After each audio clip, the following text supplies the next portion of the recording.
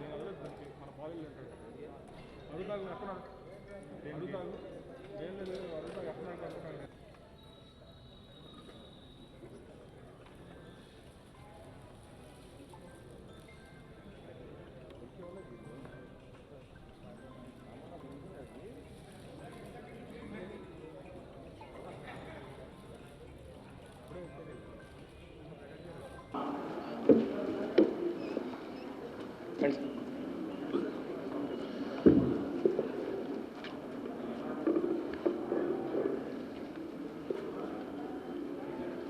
అందరికీ నమస్కారం. 10వ తరగతి పబ్లిక్ ఎగ్జామినేషన్స్ ఫలితాల వెల్లడి కార్యక్రమం ఈరోజు నిర్వహించుకుంటున్న పరిస్థితులు మీ అందరికీ తెలుసు. ఈ 10th క్లాస్ పబ్లిక్ ఎగ్జామినేషన్స్ ఏ పరిస్థితుల్లో రద్దు చేయాల్సి వచ్చింది, ఈ పరీక్షలు నిర్వహించడానికి రాష్ట్ర ప్రభుత్వం, విద్యాశాఖ అధికారులు అందరూ కోవిడ్ ప్రోటోకాల్ను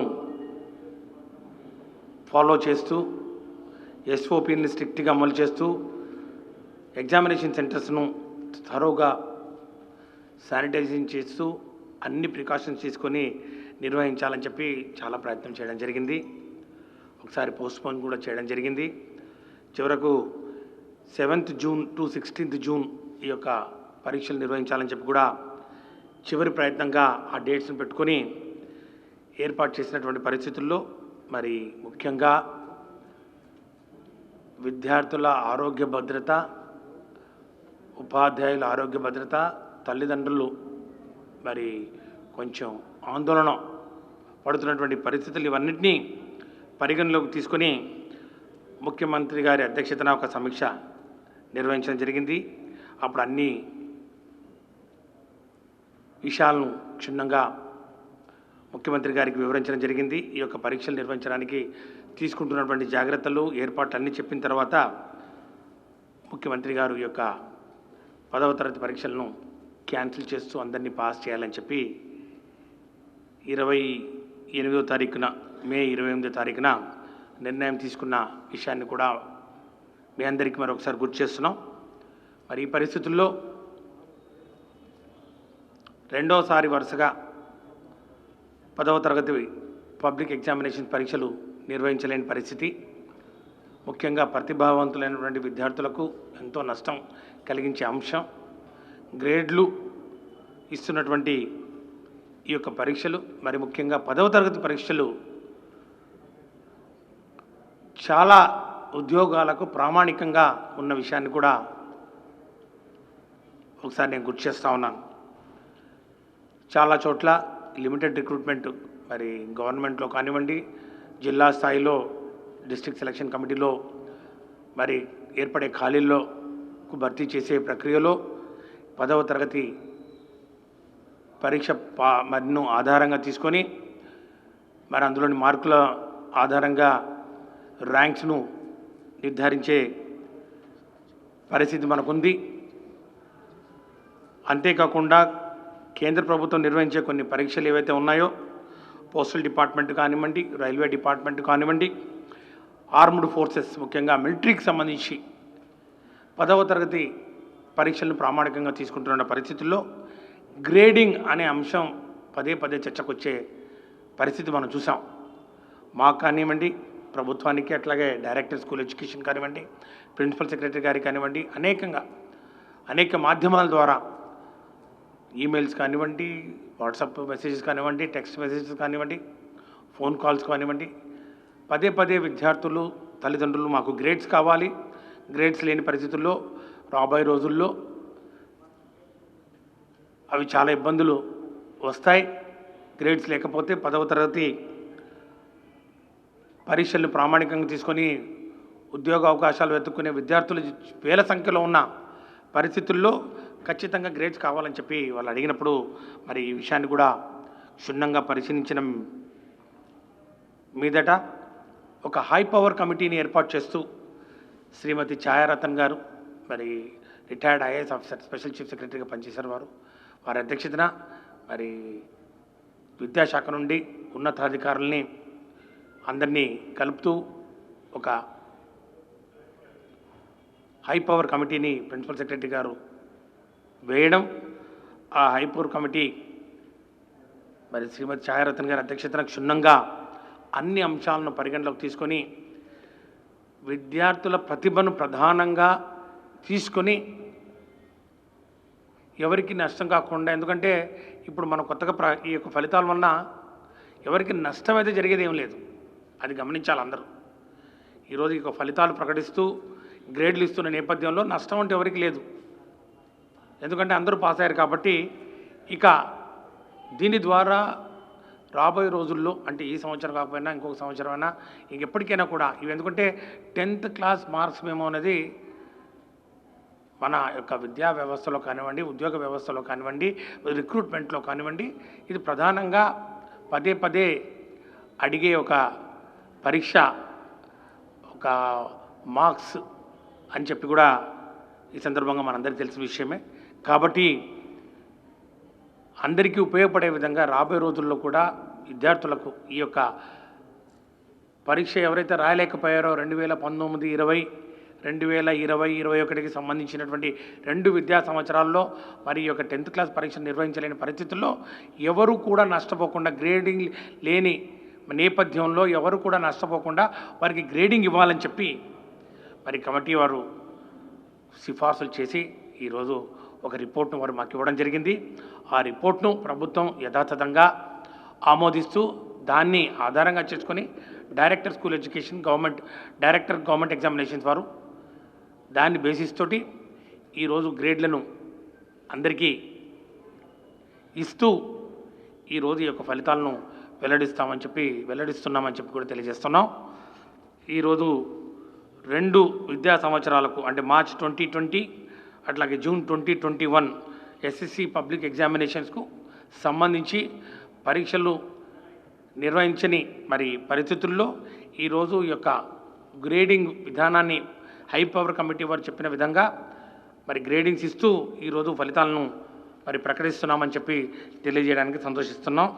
ప్రధానంగా మరి 2021 సంవత్సరానికి తీసుకుంటే ఇది అసెస్మెంట్, ఫార్మాటివ్ అసెస్మెంట్ అని ఉంది మన దగ్గర.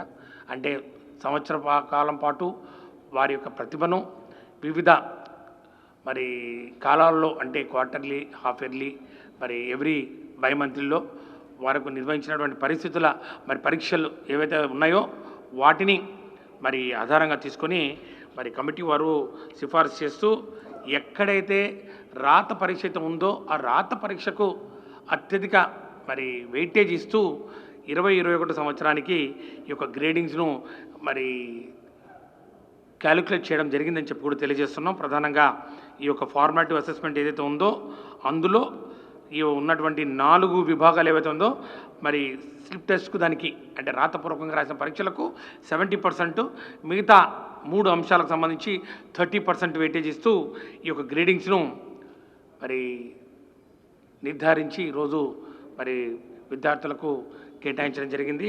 మరి దీనికి సంబంధించి సుమారు 6,29,981 మంది విద్యార్థులు దీని ద్వారా లబ్ధి పొందుతూ ఉన్నారు. బాలురకు వస్తే 3,22,945 మంది, గర్ల్స్కి వస్తే 3,04,036 మంది, వెరసి 6,26,981 మంది ఈ యొక్క గ్రేడింగ్ ద్వారా మరి 2021 సంవత్సరానికి సంబంధించి వారి యొక్క మార్క్స్ను ఈరోజు విడుదల చేస్తున్నామని చెప్పి తెలియజేస్తున్నాం. అదేవిధంగా 19-20 సంవత్సరానికి విద్యా సంవత్సరానికి సంబంధించి మరి ఫార్మాటివ్ అసెస్మెంట్స్ అట్లాగే సమ్మేటివ్ అసెస్మెంట్స్ 2 అందుబాటులో ఉన్న నేపథ్యంలో మరి ఇక్కడ కూడా మరి ఫార్మాటివ్ అసెస్మెంట్లో 3 ఫార్మాటివ్ అసెస్మెంట్స్ ఉన్నాయి కాబట్టి, అట్లాగే చివరి సమ్మేటివ్ అసెస్మెంట్ కూడా అందుబాటులో మరి మార్క్స్ మరి ఆన్లైన్లో అప్లోడ్ చేసిన పరిస్థితుల్లో వాటిని పరిగణలోకి తీసుకుంటూ ఫార్మాటివ్ అసెస్మెంట్కు 50%, సమ్మేటివ్ అసెస్మెంట్కు 50% తీసుకొని మరి 2020 ఎస్ఎస్సి ఎగ్జామినేషన్స్కు కూడా ఈరోజు గ్రేడ్ను నిర్ధారించి మరి ఈ యొక్క రిజల్ట్స్ను విడుదల చేస్తున్నామని చెప్పి కూడా తెలియజేస్తున్నాం. ఇందుకు సంబంధించి సుమారు అంటే 2020 సంవత్సరానికి సంబంధించి 6,37,354 మంది విద్యార్థులు దీని ద్వారా లబ్ధి పొందుతూ ఉన్నారు. మరి అందులో బాలురు 3,26,753 మంది, గర్ల్స్ 3,10,601 మంది. మరి మొత్తంగా 6,37,354 మంది విద్యార్థులకు ఈరోజు గ్రేడింగ్స్ ఇస్తూ మరి వారికి రాబోయే రోజుల్లో ఎలాంటి ఇబ్బంది కలగకుండా అన్ని సబ్జెక్టులకు సంబంధించినటువంటి గ్రేడ్స్, ఓవరాల్గా కూడా గ్రేడ్స్ ఇస్తూ మార్క్స్ మెమోను కూడా ఈరోజు వెబ్సైట్లో ఉంచడం జరిగింది. అంతేకాకుండా మరి వీటికి సంబంధించినటువంటి ఈ రిజల్ట్స్ కూడా ఈరోజు ఈ యొక్క వెబ్సైట్లో ఏ వెబ్సైట్లో పెట్టామో అది మీకు చూపిస్తాం. ఇప్పుడు ఇక ఈ యొక్క 2 పబ్లిక్ ఎగ్జామినేషన్కి సంబంధించినటువంటి మార్క్స్ గురించి ఏవైతే అనుమానాలు ఉన్నాయో వాటన్నిటినీ సవివరంగా మరి వివరించాలని చెప్పి నేను భావిస్తూ మరి ఈరోజు ఈ యొక్క గ్రేడ్స్ ఏవైతే ఉన్నాయో 10వ తరగతికి విద్యార్థులకు సంబంధించి 2 సంవత్సరాలకు 2019-20, 2020-21 2 సంవత్సరాలకు సంబంధించినటువంటి గ్రేడ్స్ను ఈరోజు ప్రకటిస్తూ ఈ యొక్క వెబ్సైట్లో పొందుపరచడం జరిగిందని చెప్పి కూడా తెలియజేస్తూ దానికి సంబంధించినటువంటి సీడీలు, పాస్వర్డ్స్ మరి ఈరోజు రిలీజ్ చేయడం జరుగుతుంది.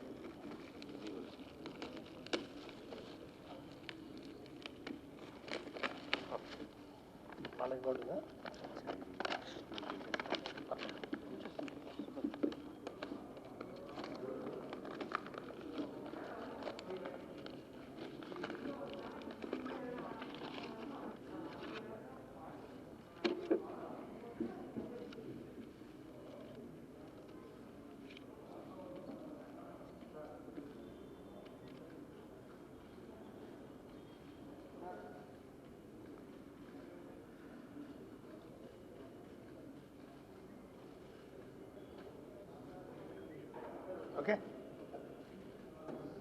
పాస్వర్డ్ చూడదు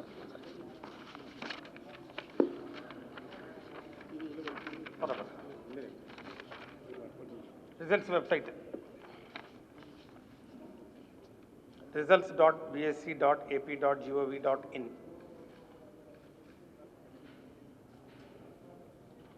ఓకే,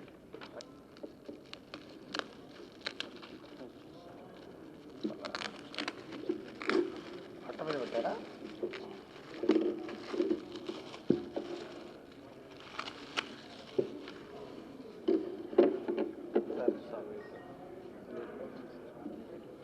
ఇది పాస్వర్డ్ సీడీకి. ఇప్పుడు సీడీస్ అందరికి ఇస్తున్నారా? అందరికి ఇచ్చారా? అందరు సీడీలు ఆల్రెడీ ఇచ్చేసారు. సీడీకి సంబంధించినటువంటి పాస్వర్డ్.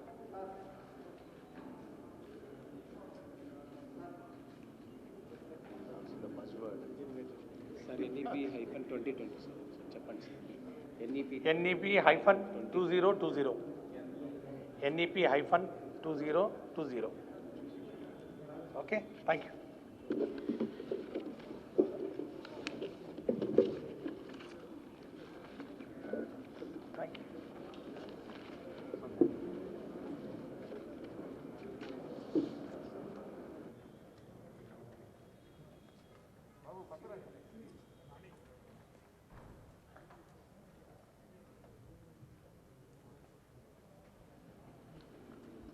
సంవత్సరం మనం మార్కులు లేని పరిస్థితుల్లో IIITకి సపరేట్గా ఎగ్జామినేషన్ మండల్కో సెంటర్ కింద ఎగ్జామినేషన్స్ మరి కండక్ట్ చేయడం జరిగింది. మరి IIIT అనేది ఇండిపెండెంట్ బాడీ, సపరేట్ యూనివర్సిటీ కాబట్టి ఈరోజు ఈ మార్క్స్ రిలీజ్ అయిన తర్వాత దానికి సపరేట్గా ఛాన్సలర్ ఉన్నారు, అట్లాగే వైస్ ఛాన్సలర్ గారు ఉన్నారు, ఎగ్జిక్యూటివ్ కమిటీ ఉంది. వారు నిర్ణయం తీసుకుంటారు. నిర్ణయం తీసుకున్న తర్వాత నేను చెప్తాను మీకు.